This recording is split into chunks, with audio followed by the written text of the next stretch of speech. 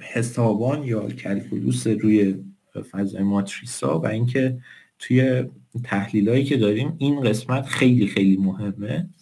اگه تا اینجای کار یکم کمتر گوش می‌کردین و اینا، از اینجا به بعد خیلی مهمتره و بیشتر توجه کنید. خب اولین چیز و مهمترین چیزی که نیاز داریم گرادیانه. خب فرض کنید که f x1 و x2 و x3 باشه 5 تا x2 به اضافه 3 تا x1 x3 به اضافه 4 تا x3. خب منظور از گرادیان f نسبت به x، خب آره حالا ژاکوبیان هم میشه، اینو اسمشو گذاشتیم x ها. خب این یه بردار ستونیه خب که توی اولین چیزش مشتق نسبت به x1 که توی بعدیش نسبت به x2 الی آخر. حالا این یعنی چی اینجا؟ خب اولین درایش باید چی باشه؟ باید مشتق نسبت به x1 باشه که خب ما اگه این کار بکنیم میشه 3 تا x3. دومین درایش باید مشتق نسبت به x2 باشه که هست چی؟ 5. و آخرین درایش نسبت به x3 باید باشه که میشه 3 تا x1 به اضافه 4. پس به این بابا میگیم گرادیان f نسبت به x. اوکیه؟ خب پس ما یه fی داریم که این f کل بردارمون رو میگیره میبره به یه عدد. منظورمون از گرادیان این مشتق f نسبت به مؤلفه اول مشتق f نسبت به مؤلفه دوم الی آخره. به این میگیم گرادیان. خب حالا این گرادیان خطیه. یعنی چی؟ یعنی اینکه گرادیان f به علاوه g میشه گرادیان f به علاوه گرادیان g. خب من خوبه که یه شهودم بدم اینجا قبل اینکه جلو بریم. ببینم یه صفحه خالی میتونم، آره همینجا خوبه. ببینید f x فرض کنید باشه f x1 و x2. خب فرض کنید باشه x1 به توان 2 به علاوه x2 به توان 2. خب حالا این فرض کنید x1. خب این فرض کنید x2. اینجا من f x1 و x2 رو میخوام بکشم. خب وقتی که x1 و x2 جفتشون صفرن که این اینجاست. خب وقتی که x1 و x2 دارن بزرگ میشن، این هم داره مثل یک گوی مثلا فرض کنید بزرگ میشه. یه همچین چیزیه. اینجاش یه سهمیه، اینجاش هم یه سهمیه. خب و الی آخر. خب یعنی شما یه سهمی رو در نظر بگیرید که وقتی که x1 رو من 0 میذارم دیگه، x1 رو وقتی که 0 میذارم میشه چی؟ میشه x2 به توان 2 فقط. خب یعنی توی وقتی که x2 صفره x1 صفره یعنی تو این جهت. این به شکل یک سهمی با x2 کار میکنه. حالا همین سهمی رو شروع کنیم به چرخوندن، این شکل سبزی که اینجا به ما میده رو میده. حالا منظور از گرادیان اینجا چیه؟ اول بیاین فرمول گرادیان اونجوری که بحث کردیم بنویسیم. گرادیان f اینجا چی میشه؟ خب میشه اول باید مشتق نسبت به اون بگیریم، میشه 2 تا x1 و مشتق نسبت به x2 میشه درای دومش که میشه 2 تا x2. اوکیه؟ خب حالا این یعنی چی؟ یعنی این که آقا تو مثلا فرض کنید توی این نقطه میخوایم گرادیان رو بکشیم. این وقتی که 2 برابرش رو بکشیم یه همچین شکلی داره. اوکیه؟ یا اگه اینجا بکشین یه همچین شکلی رو داره. پس ما اگر f رو خب یعنی شما فرض کنید که یه x1 تا xn این پایین داریم که الان اینجا مثلا دست من 5 تاست دیگه. خب توی این میایم f رو میکشیم. منظورمون از گرادیان اینه که روی اون صفحه‌ای که f داره تشکیل میده که اینجا این چیز سبز است میایم مماس بر اون شکل رو در نظر میگیریم به عنوان گرادیان. پس گرادیان مماس میشه که حالا توی این حالت یه بردار میشه گرادیان. اوکیه؟ خیلی خیلی زیاد شبیه مشتقه. شما مشتق مثلا یه همچین تابعی رو هم میخواستیم بگیریم، وقتی که میکشیدینش یه همچین چیزی بود دیگه. خب اینجا هم گرادیان میاد برای بعدهای بالاتر سعی میکنه که یک خط مماسی رو تعریف کنه.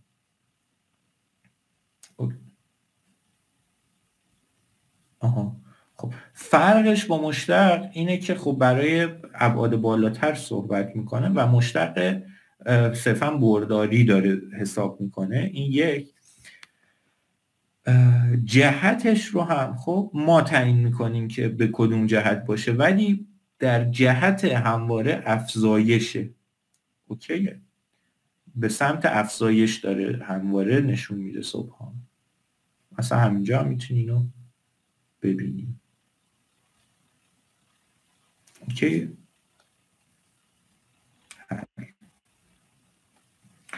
حالا فهمیدیم که خطیه. بعد از این یه مفهوم دیگه رو داریم به عنوان هسیان. خب دو بار گرادیان بگیریم. خب این یعنی چی؟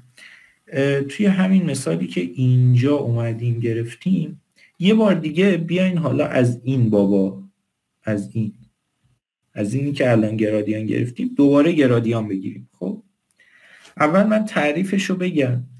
این میاد فرض کنیم که f(x) مون که f(x1) تا xn بود، فرض کنید یه تابعی بود بر حسب x1 تا xn دیگه، مثلا x1 به توان 2 x1 x2 به توان 2 الی آخر. خب این میاد میگه که آقا درایه آیوم و جیوم ماتریس گرادیان 2 که حالا بهش میگیم هسیان ماتریکس هسیان، این میشه که روندو f به روند xi روند xj. میگه اول نسبت به xi ازش مشتق بگیر، بعد اون چیزی که به دست اومده دوباره نسبت به xj ازش مشتق بگیر. خب یه مثال خوبه که ببینیم که اینا هم براتون جا بیفته. من اینا رو پاک کنم، از اون ورم پاک بشه. خب یکم طول میکشه تا این پاک کنه. خب همین میشه دیگه علی. آره من حالا سعی میکنم با مثال بگم همین چیز. الان تا الان گرادیان رو فهمیدی چی شد علی؟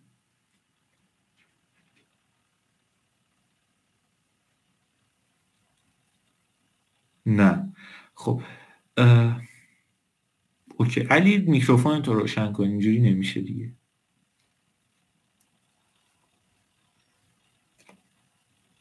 خب دستتو بیار بالا و میکروفون تو روشن کن. با هم دیگه 2-3 تا مثال حل میکنیم تا جا بیفته. علی خب اینجا هم اینترنتش رفت احتمالا علی. خب یکی از بچه ها دستشو بالا بگیره با هم دیگه یه مثال آرومتر حل کن. آره صبحانم شیب. آره شیبم همونه.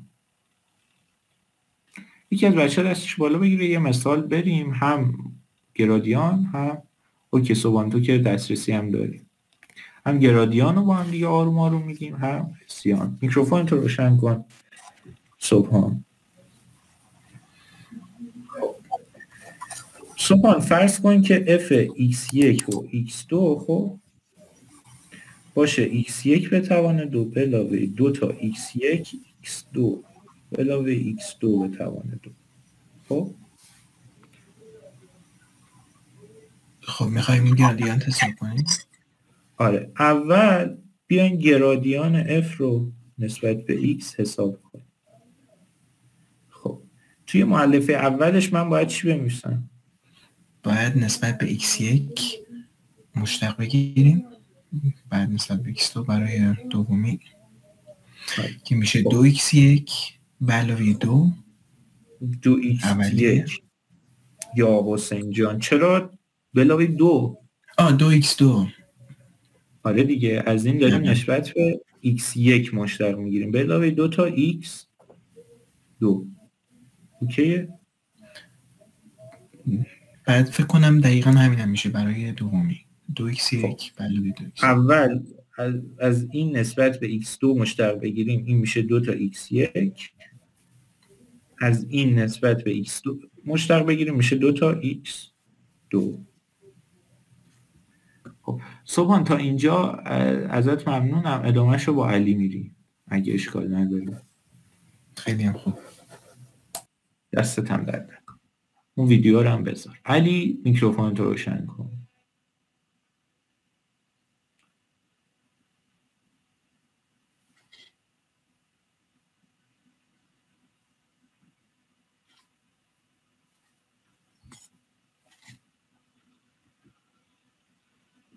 آره محمد حسین من حتما 3 درصد مثال میزنم.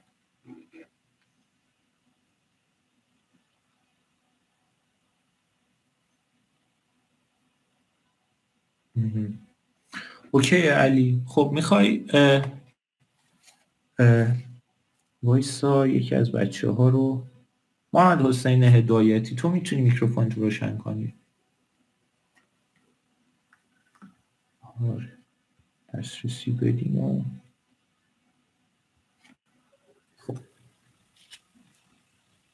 خب محمد حسین صدامو داری؟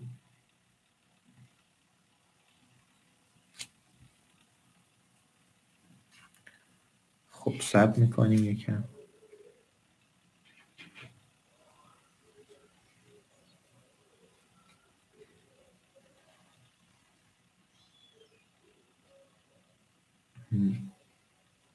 خب من این مثال رو برم بعد 3 در 3 رو با علی با هم دیگه میریم.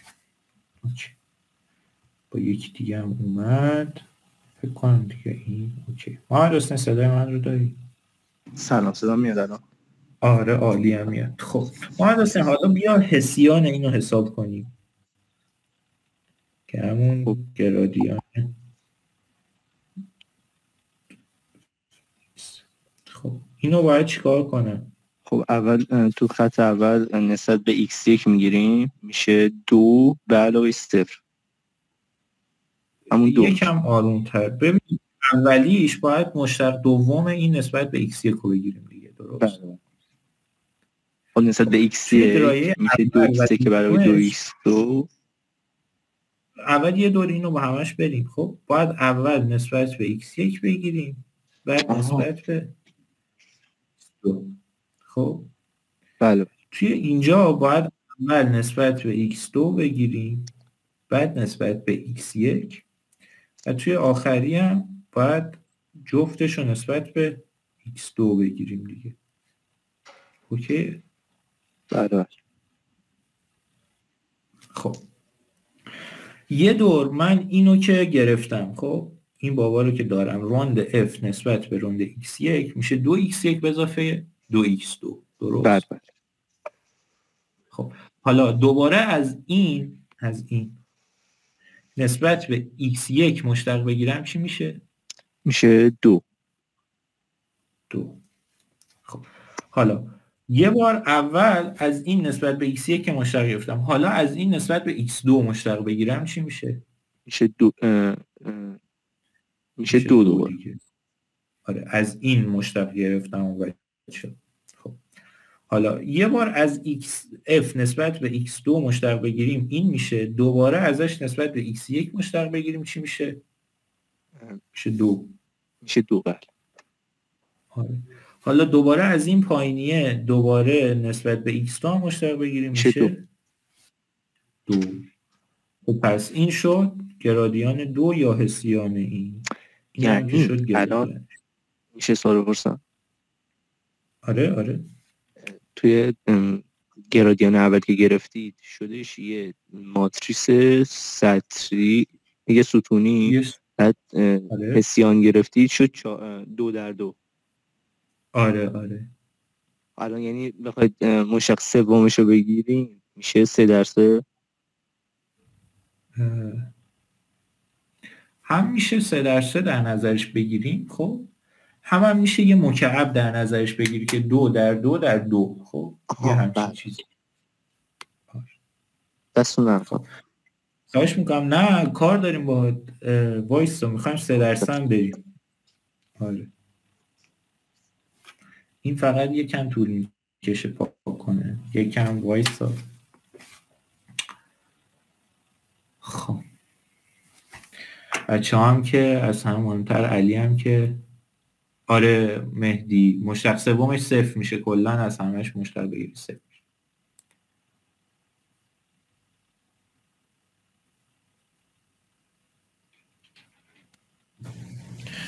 تایم پاک میکنه.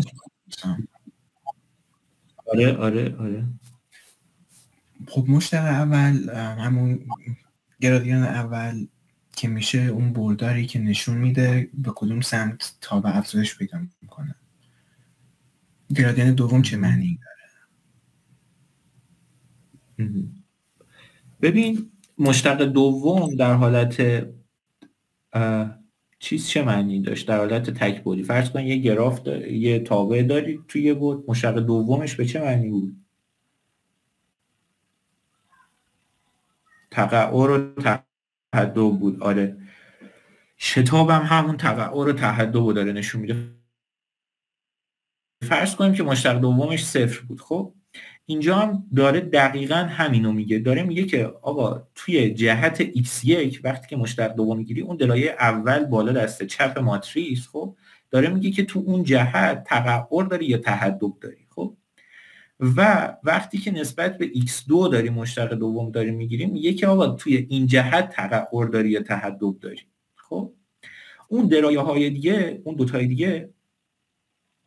دوتای دیگه داره میگه که آقا توی جهت‌های دیگه تقعر داری یا تحدب داری. و مهمترین چیزش اینه که شما بالاخره این ماتریس 2x2 رو که این مشتق دوم هست اینو ضرب در یه ماتریس ضرب در یه نقطه میکنی دیگه که این نقطه 2x2 یه بردار 2x1 این ماتریس رو که در اون ضرب میکنی یه بردار 2x1 دیگه به دست میاری که اون بردار 2x1 فرض کن که مثلا نوشته 3 و -1 به دست میاره. این یعنی چی؟ یعنی توی اون جهت من تقعر 3 دارم و تحدب -1 دارم اگر اون جهت رو یه بردار دو بعدی دیگه، یعنی اگه تو این ورش برم یه تحدب 3 تایی رو تجربه میکنم، تو این جهتش برم یه تقعر -1 تایی یا یه تقعر 1 تایی. اوکی؟ سوپان. آره. خب محمد حسین هدایتی دسفولی دوباره میخوایم بریم و یه سه بعدی رو داشته باشیم f(x1) x2 و x3 فرض کن باشه x1 به توان 3 به اضافه x2 3 به توان 2 به علاوه x3. خوبه؟ بله. خب من اینجا دیگه تقارنم ندارم نسبت به x1 تا x3 که دیگه مثل اون همه دو نشه.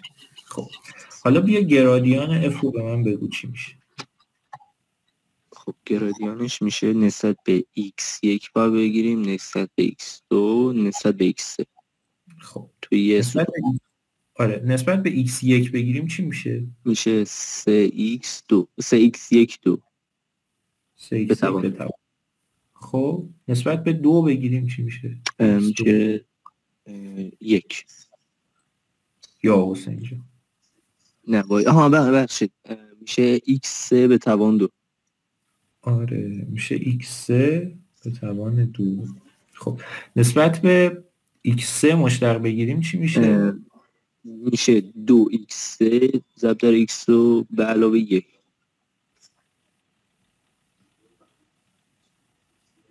اوکیه؟ بله بله. خب بقیه بچه ها شما هم اوکی با این گرادیان دیگه. خب حالا من میام حسیان اینو حساب میکنم. یعنی چی؟ یعنی گرادیان x. خب اینو اینجا میمیسن.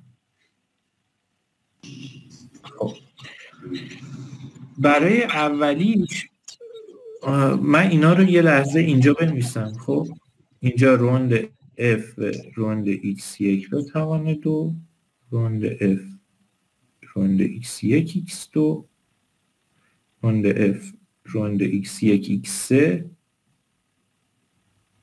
الی آخر. خب محمد حسین میکروفون تو روشن کن دوباره. خب حالا اولین درایه‌اش باید چی باشه؟ باید نسبت به x1 که مشترک گرفتیم که این شد یه بار دیگه بگیریم. چی میشه؟ 6x1. خب بعدیش چی میشه؟ میشه دوباره از همینی که اینجا با فلش نشون دادم نسبت به چی بگیریم مشترک؟ نسبت به x1 که گرفتیم یه بار نسبت به x2. خب نسبت به x2 بگیری چی میشه؟ خب میشه 0. خب نسبت به x بگیری چی میشه؟ بازم میشه 0. خب حالا پایینی چی میشه؟ دیگه نسبت به این بابایی که چیز داشتیم نه، باید نسبت به این که گرفتیم که مشتق f نسبت به x2 بود حالا بیایم به ترتیب دوباره نسبت به x1 x2 و x3 بگیریم. خب ازش نسبت به x1 مشتق بگیریم چی میشه؟ میشه 0. خب ازش نسبت به x2 مشتق بگیریم چی میشه؟ بازم میشه 0. خب ازش نسبت به x3 مشتق بگیریم چی میشه؟ میشه 2x. آره. خب حالا باز برای بعدی چی؟ بعدی خط سطح سومه که سوم اولی سوم دومی و سوم. خب اول از این نسبت به x1 بگیریم چی؟ میشه 0. آره. نسبت به x2 بگیریم چی میشه؟ میشه 2x. خب بعدیش هم نسبت به x3 بگیریم میشه 2x2. درست. اوکی؟ بله. خب یه چیز جالب هم که هست اینه که این ماتریس متقارنه. چرا متقارنه؟ چون درایه آی و جیش میشه روندو f نسبت به xi xj و درایه جیومش و ستون آیومش میشه روندو f رو نسبت به xi رو نسبت به xj. و خب این که تو اول نسبت به یه تابع اول نسبت به آی مشتق بگیری بعد نسبت به جی برابر با اینه که اول نسبت به جی بگیری بعد آی. چراییش هم من میتونم خیلی راحت توضیح بدم. شما یه مستطیل در نظر بگیرید خب که من میتونم اول توی جهت آی برم بعد تو جهت جی، بعد میتونم اول تو جهت جی برم بعد تو جهت آی. خب این که من این مسیر رو برم یا این مسیر رو برم هیچ تفاوتی نداره و مشتق گرفتنم مثل حرکت روی یک جهت آی و جیه. اینم به خاطر متقارن بودنش. من کیهان رو دیدم که فکر کنم دستش آورد بالا. اگه نکته‌ای داری کیهان بگو وگرنه جلو بریم.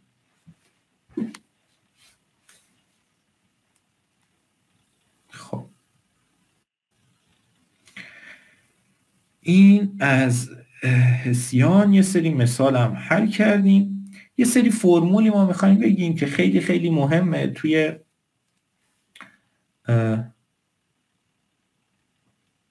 خب مشتق برای به دست آوردن مینیمم و ماکسیموم یه تابع ما به مشتق نیاز داریم. چرا؟ چرا نیاز داریم؟ تو فرض کن که این F خب و من میخوام که مینیمم موضعیشو توی این نقطه به دست بیارم. خب من میگم که آقا تو از یه نقطه مثل X شروع کن، خب توی جهت مشتقش حرکت کن، دوباره F اونو حساب کن، دوباره تو جهت مشتقش حرکت کن تا برسی به این نقطه. وقتی که رسیدی به این نقطه جهت مشتقی نداره، تو هم میتونی راست بری هم میتونی چپ بری. به این نقطه که رسیدی به من بگو که این مینیمومه. این کاربردیه که ما از مشتق نیاز داریم برای تو. اوکی علی؟ انتگرال نیاز نداریم، فعلا ما نیاز نداریم.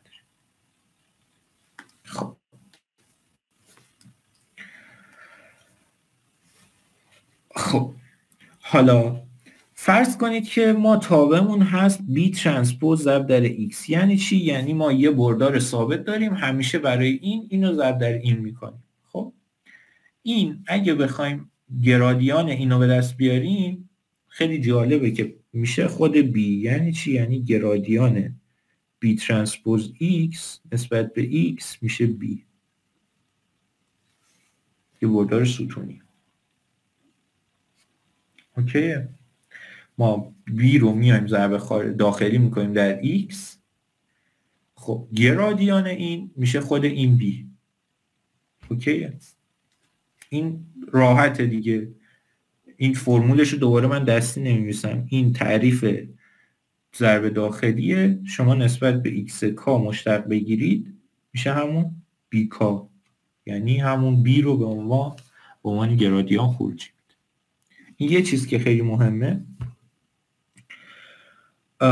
حالا یه فرم درجه 2 میتونیم در نظر بگیریم. یعنی چی؟ یعنی f(x) رو بگیریم که آقا تو اول ماتریس x رو به صورت یه سطر بنویس، بعد ضرب در یک ماتریس ستونی A بکن و در نهایتش در خود x دوباره ضرب کن. خب این میشه f دیگه. این f(x) رو بیا اینجوری بنویس، x ترانسپوز x A، این یه دونه عدد بهت میده. خب حالا یه چیزی که میخوایم حساب کنیم اینه که گرادیان اینو به دست بیاریم و بعد از اینکه گرادیان رو به دست آوردیم میخوایم حسیانش رو به دست بیاریم، اون ماتریس 2 در 2. خب شهودی که داریم چیه؟ خب ببینین اینه دیگه، تعریفمون اینه. خب اول از همه اون حسیانه به نظرتون چی میشه؟ اینجا یکم جوابم واضحه، همینجوری بخوایم بگیم یه ماتریس n در n یه مربعی میخوایم بشه، حسیانش به نظرتون چی میشه اگه این f مون باشه؟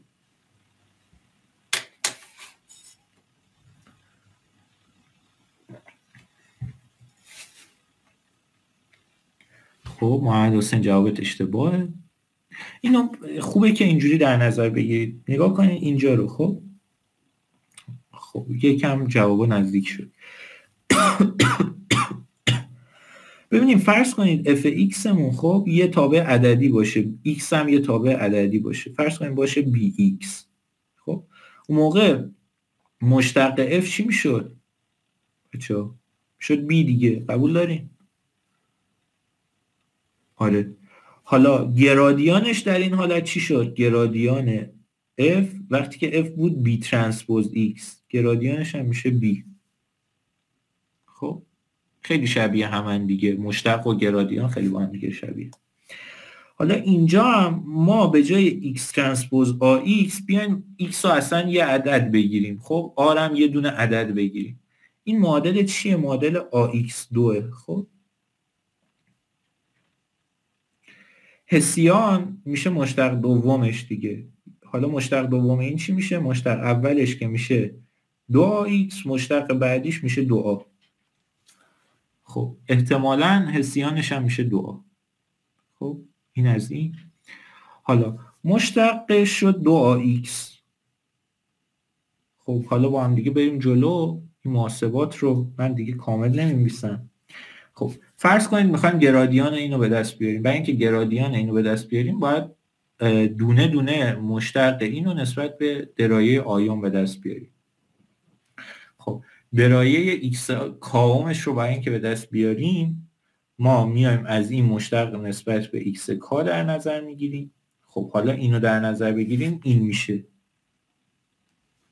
خب که این در واقع همون 2 تا آکای در x که چیه؟ این اومدیم روی همه اینا جمع زدیم دیگه تا اون دونه رو به دست بیاریم. اوکیه؟ که حالا به صورت ماتریسی فکر کنم توی اسلاید بعدی گفته شده. آره. مشتق دومش خب میشه همون 2 برابر آ، خب که همون حسیانه. پس حسیانش میشه همون 2 تا آ که خیلی شبیه همون چیزیه که قبل از این داشتیم. و مشتق اولش هم که دیدیم دیگه چی میشد، همون آ ضرب در ایکس آی میشد هر کدوم از درایه هاش. اوکیه؟ حالا ما اینجا جمع‌بندی کردیم. خب اگه آ سیمتریک باشه، خب یعنی متقارن باشه، گرادیان بی ترانسپوز ایکس میشه بی، حسیانش مثل مشتق دوم بی ایکس که مشتق اولش میشه بی، مشتق دومش میشه 0. برای ماتریس آ میشه 2 آx و برای در نهایتش هم حسیانش هم که میشه 2 آ. من مثال عددی هم میزنم. خب فرض کنید که f(x) خب باشه 3x1 به علاوه 2x2 به علاوه 3.5x3. خب گرادیان f چی میشه اینجا؟ خب واضحا میشه 3 2 3.5. همین بیه شد دیگه. اوکی محمد حسین؟ خب حالا برای اون یکی دیگه x ترانسپوز ax. خب من اینجا x1 x2 x3 رو در نظر میگم. آ رو فرض کنید باشه 1 3 2 5 6 مثلا اینجا 4 و حالا سیمتریک در نظر میگیرم آ رو 3 2 4. خب این یعنی چی؟ خب یعنی اینکه آقا اینو x ترانسپوز اول در این ضرب کن، دوباره در x دوباره ضرب کن. خب این خیلی جالبه که این شکلی میشه. اگه بنویسیم میشه 1 x1 به توان 2 به علاوه 5 x2 به توان 2 به علاوه 6 x3 به توان 2 به علاوه 3 تا x1 x2. میبینین که چجوری رابطهشون هست دیگه. امیدواره 2 تا x1 x3 به علاوه 4 تا x2 x3. خب حالا گرادیان این چی میشه؟ اگه حساب کنیم گرادیانش میشه 2x1 دیگه. x1 کجا داریم؟ یکی اینجا داریم که میشه 3x2 دیگه. کجا داریم؟ اینجا هم داریم که میشه 2x3. خب اگه دقت کنین چی میشه؟ یه این نصفشو من نوشتم، یه 3 تا x2 x1 هم اینجا به خاطر این داریم. خب که اگه اونا رو هم بنویسیم میشه 3 تا x2 دیگه و 2 تا x3 دیگه که این چی میشه؟ در واقع میشه 2 تا x1 به علاوه 3 x2 به علاوه 2 تا x3. خب بقیهشون هم همینجوری بنویسیم، بقیهش میشه 2 تا 3 تا x1 به علاوه 5 تا x2 به علاوه 4 تا x3 که اگه میخوایم بدونین که دارم چیکار میکنم، دارم 2 برابر همین ستونای سطرای اینو دارم می‌نویسم. این دلیلش همینه.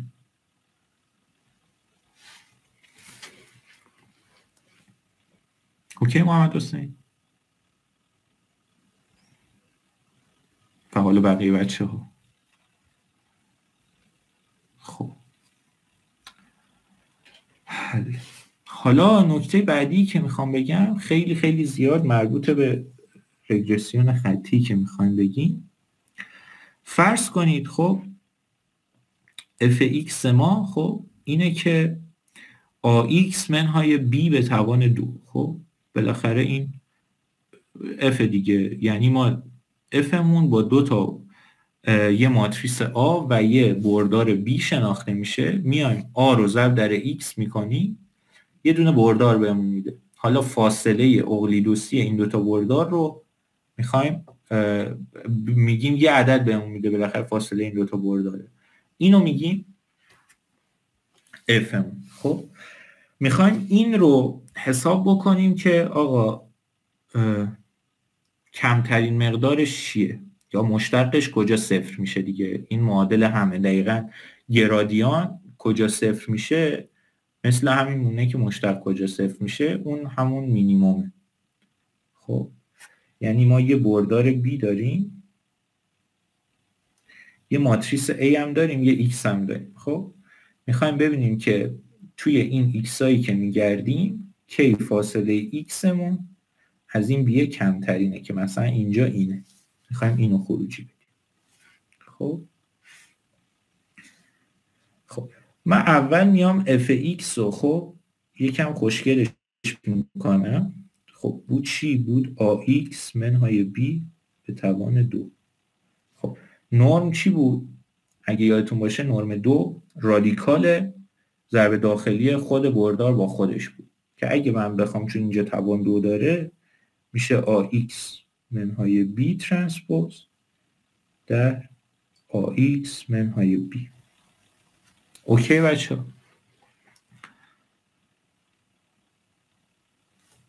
خب حالا این یعنی چی؟ این یعنی این که A ترانسپوز اینجوری بهتره بنویسم.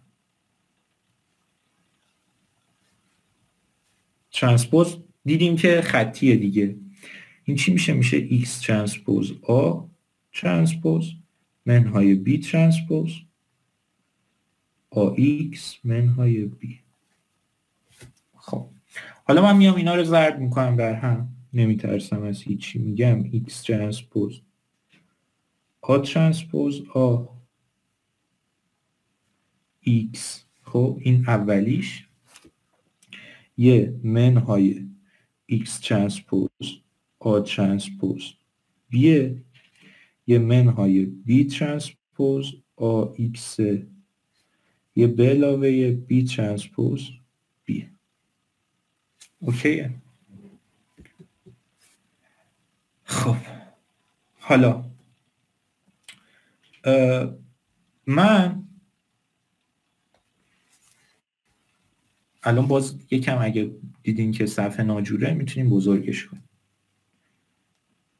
خب حالا من میخوام از این افی که اینجوری به دستش آوردم، خوبه که من این ورم ببینم میتونم کوچیک کنم. یه لحظه. خب من از این میخوام مشتق بگیرم. یکی از بچه‌ها میتونه دستشو بالا بگیره با هم دیگه صحبت کنیم، یا محمد حسین اگه تو دسترسی، اگه میتونی صحبت کنی بیا بالا.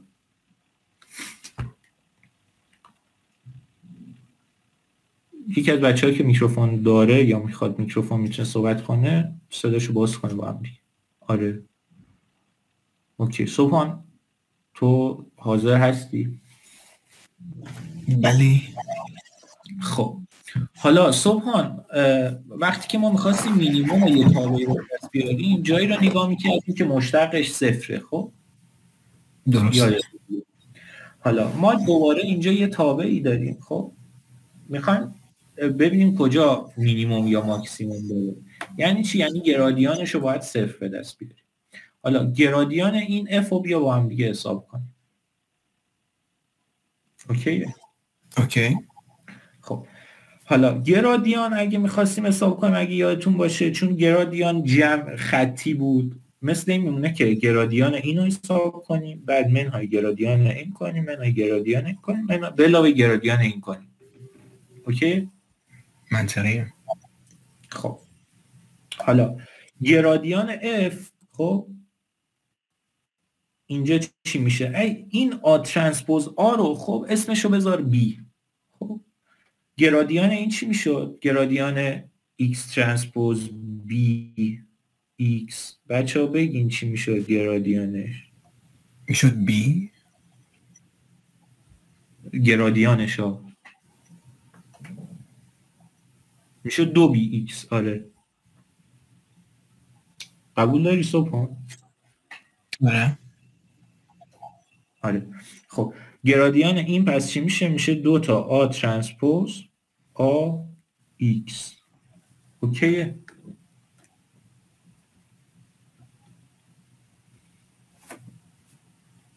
درسته. حالا اگه یادتون باشه ما گفتیم که گرادیان b ترانسپوز x هم خب میشد b دیگه. خب درسته. اوکی. خب حالا پس گرادیان این باب وسطیه چی میشه؟ میشه اول اینو میام ترانسپوز میکنم چون گرادیان ترانسپوز با ترانسپوز گرادیان یکی. خب اول بیا گرادیان اینو حساب کنیم. این گرادیانش چی میشه؟ میشه منفی آ ترانسپوز بی. قبول داری؟ چون بالاخره بی ترانسپوز آ رو اسمشو بذار حالا اینجا یه همچین چیزیه دیگه. گرادیان این میشه ترانسپوز این وسطیه مثل اینجا که گرادیانش میشه ترانسپوز بی، اینجا هم میشه آ ترانسپوز بی. اوکیه؟ این که گرادیان بی ترانسپوز آ ایکس شد منفی آ ترانسپوز بی رو پس اوکی این با من. حالا گرادیان اینم خب دقیقا مشابه اینه، میشه آ ترانسپوز بی. خب پس گرادیانش تا اینجا شد منفی 2 تا آ ترانسپوز بی. خب 2 تا داریم دیگه ازش. خب حالا گرادیان این چی میشه صبحان؟ میشه 0. آره پس چی شد؟ پس گرادیان f در نهایت شد چی؟ 2 تا آ ترانسپوز. خوبه که من اینجوری خوشگل کنار هم بنویسم. شد 2 تا آ ترانسپوز آ ایکس منهای بی. اوکی؟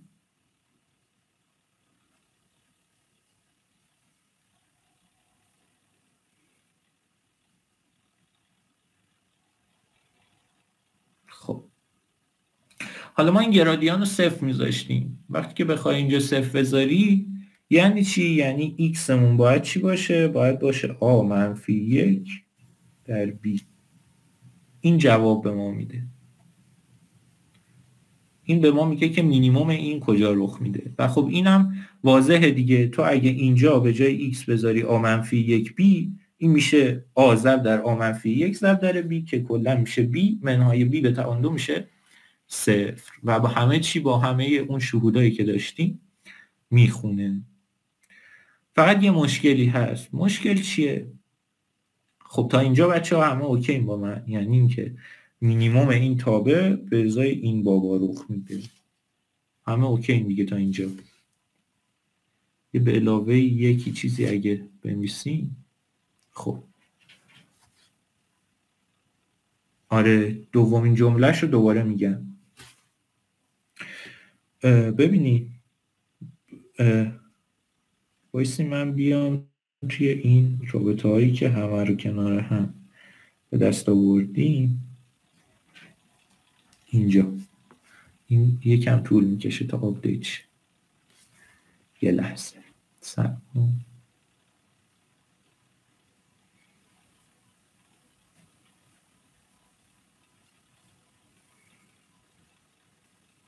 خب من اینا رو هم مجبورم همشون رو پاک کنم.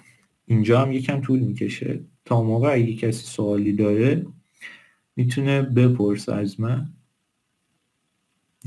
آروم آروم داره پاک میکنه.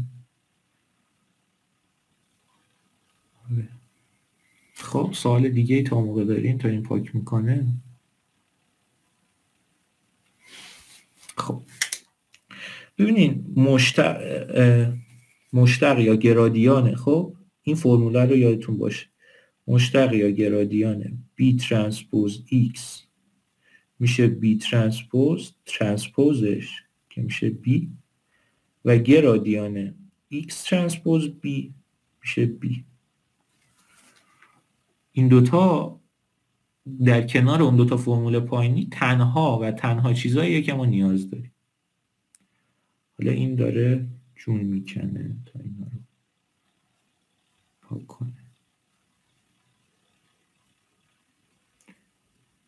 اینم دیگه از مشکلات شما هم همینجوری میبینینش نه؟ یعنی دونه دونه داره پاک میکنه.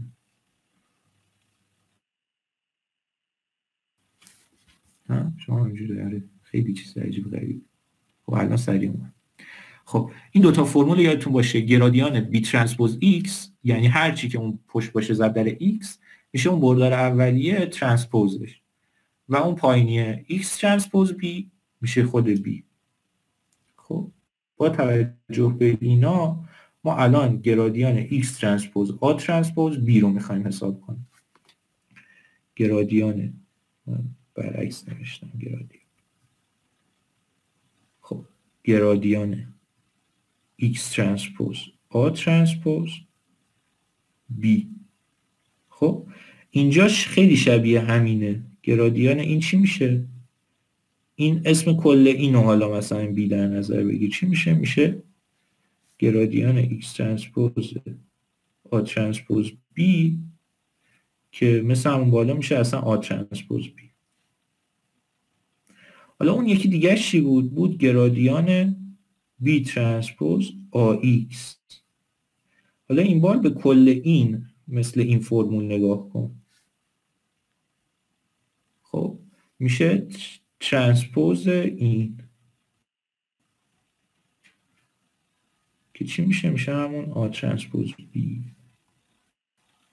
آره خواهش میکنم. خب اینم از گرادیان. خب اینجا دوباره حالا ما جدا هم نوشتیم. خب حالا اگر بخواد این آخری صفر باشه خب یعنی چی؟ یعنی این که من خوبه که اینجا اینجوری در نظرش بگیرم که فرض کنید که این دوها رو که میتونم خط بزنم A ترانسپوز AX باید بشه A ترانسپوز B. خب این یعنی چی؟ یعنی این که X هست چی؟ هست A ترانسپوز A منفی 1 A ترانسپوز B. خب حالا در حالت کلی خب آ ماتریس آ یه ماتریس مربعی نیست، یه ماتریس M در N در حالت کلی. خب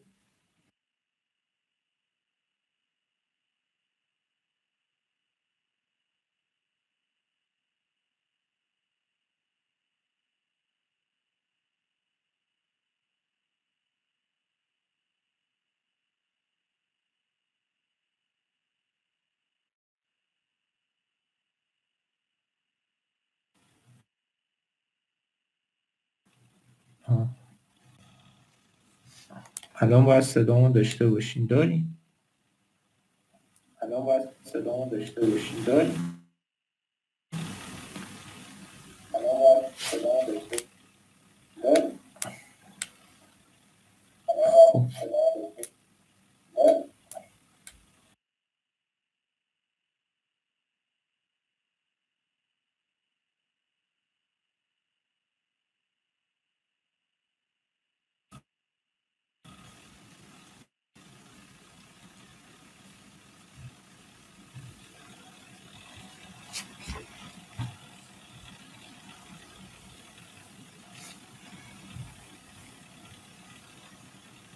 خب الان همه چی باید حالت اولیه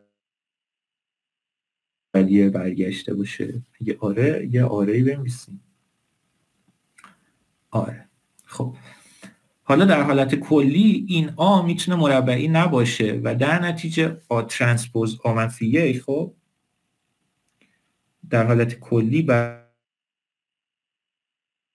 برابر نیست با آ منفی یک آ ترانسپوز، چون که اصلا خود آ ممکنه مربعی نباشه و وقتی که مربعی نیست اصلا این آ منفی یک هیچ تعریفی نداره. خب ولی الان یه لحظه فرض کنیم که مربعیه، پس این تعریف درسته.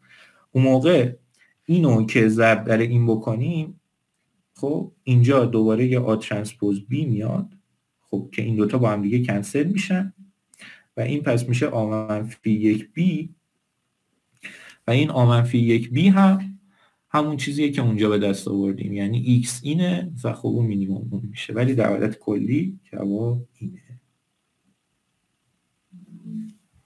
خب سوالی دارین از این بخش؟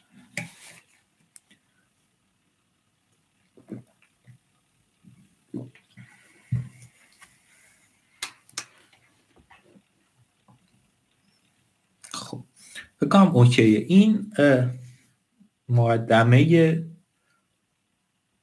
آره اینو حالا قبول دارم یکم سنگین تر بود. آره یکم تمرین نیاز داره و خب تمرینایی هم که ما گذاشتیم به همین هدفه و خب حالا امیدوارم تمرین و اینا در طول خود ارائه هم یکم با هم دیگه کار کردیم. حالا این شد دیگه، پس در نهایت این کمترین مربعات هم بهش میگن. چرا؟ چون میخوایم این مربع AX منهای B رو کمینه کنیم و خب جوابش رو به دست آوردیم. پس جوابش چی شد؟ آره پاسخنامه هم میدیم. پس جوابش شد آ ترانسپوز آ منفی یک آ بی. به این میگن به جای اینکه شما آ منفی یک رو بگید اینورس، خب از این به بعد در حالت کلی خب ما به یه اینورسی به این صورت میگیم اینورس، یعنی به آ ترانسپوز آ منفی یک آ ترانسپوز از این به بعد در حالت کلی به این میگیم اینورس آ.